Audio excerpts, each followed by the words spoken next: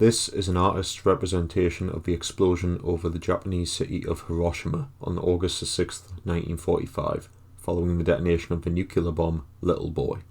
The blast yield was measured at 15 kilotons, a kiloton being the equivalent of 1,000 tons of conventional explosives. Naturally, the effects were devastating, and around 66,000 people were directly killed by this one explosion, making the bombing of Hiroshima a cataclysmic event to rival some of the largest battles of World War II. This represents the explosion of a 100 kiloton blast over Hiroshima. 100 kilotons is the standard blast yield of modern nuclear warheads, making them almost 7 times as devastating. A single Russian SS-N-32 Bulava SLBM can carry 10 of these warheads, and a Boria-class submarine can carry 16 Bulava missiles, meaning one submarine can unleash 1,120 Hiroshimas, and Russia has 5 of these submarines. Welcome to the Watchman's broadcast, and today we will be assessing the implications of the nuclear spectre hanging over the war in Ukraine. Currently, the chances of the conflict in Ukraine becoming nuclear remain very low.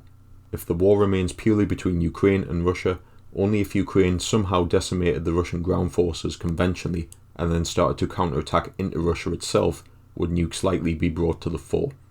Despite Ukraine's admirable resistance, there is no indication a month into the war they can achieve that.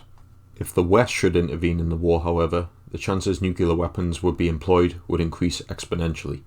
Though Russia would try to win conventionally at first, if it could not and found itself in a losing war of attrition or was actively losing ground, it would most likely use tactical nuclear weapons to salvage the situation.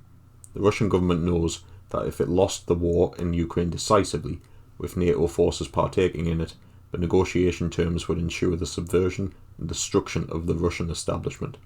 Effectively, this constitutes the end of the Russian Federation in its current form, meaning this could be classified as an existential threat to the Russian state. Therefore, if the generals saw the need and got approval from the Russian cabinet and president, nuclear weapons could be used on the battlefield. This would come in the form of tactical nukes, possibly dropped from strike aircraft like the Sukhoi 34, but most likely from short-range ballistic missiles like the Iskander. The Iskander is a mobile platform, easy to hide in woods and hard to detect, appearing as nothing more than a specialised truck until set up to fire. This, combined with the fact the missile travels at almost 6 times the speed of sound, means the chances of stopping it are near impossible, unlike a plane which could be shot down, though admittedly it would be very hard to identify if a plane was carrying a nuclear payload. Depending on how desperate the situation, the Iskander, if equipped with a nuclear warhead, can have a blast yield of between 5 and 50 kilotons. Either way, this would be enough to rip the heart out of any enemy army. The chances of de-escalation after this point are low, thus if NATO responded in kind, or the Russians somehow continued to lose in the face of an intensified conventional war, a nuke of some description would be used against a major population centre.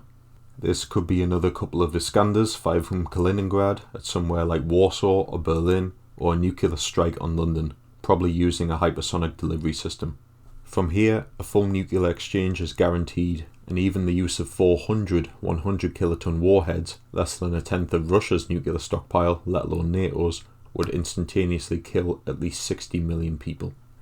Combine this with radiation fallout, the collapse of international trade, and freak weather that would kill off all means of food production and farming in the Northern Hemisphere, we are looking at the extinction of all life north of the equator. The turmoil this would have on the rest of the world, with the lack of food, power, and the collapse of societies in Africa, South America, and Southeast Asia as a result, would probably see hundreds of millions more die, sending the surviving societies back to the Neolithic age, but with no one having the knowledge of how to live as hunter-gatherers did. Now, this video is not made to invite more hysteria about Russia, and I honestly do not believe Russia would want to go down this route.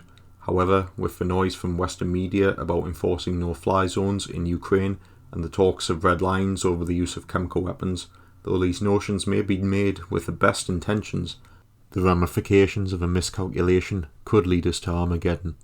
Russia is not some rogue actor like Al-Qaeda, so any notion that Russia would simply accept a total military defeat is akin to thinking a man being beaten to the ground in a fight will not reach for the submachine gun in his jacket to save himself. Cool heads have prevailed before when this last happened in 1962 during the Cuban Missile Crisis. Hopefully, they will prevail again, should the need arise. Thank you all for watching this episode of The Watchman's Broadcast. Thank you to my new subscribers and your continued support and feedback. Please continue to like and subscribe so I can bring you content like this on a more regular basis. Have a pleasant day.